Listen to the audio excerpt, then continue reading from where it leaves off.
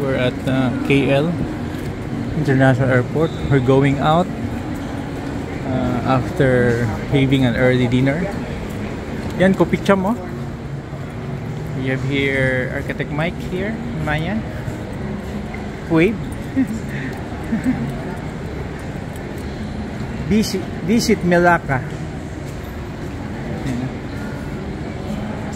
Doon yung airport hotel that we stayed.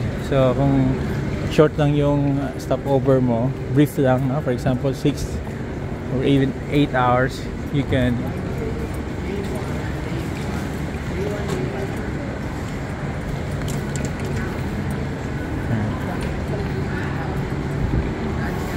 ganda din, ha?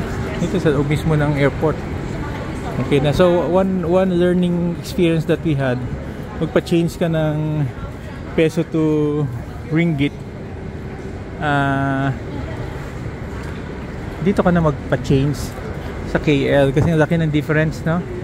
Sa amin, for example, we just tested yung ano to, okay, 5,000 pesos doon sa Manila, then 5,000 pesos din dito sa KL Airport. Parang yung savings mo, yung ano to, yung conversion dito was bigger by 30 to 40 ringgit. That's almost 400 pesos, no? Malaki na rin yun, di ba? Ano area? So we'll take the grab, no? Huh? Level kwanto, oh? Level 2 na ba to? Dito, no? Di magkuha na tayo. We'll get grab here. No? Dito na sa akin. O na? Na I'll get na lang. So this one, yung entrance nila. Ha? Door 2?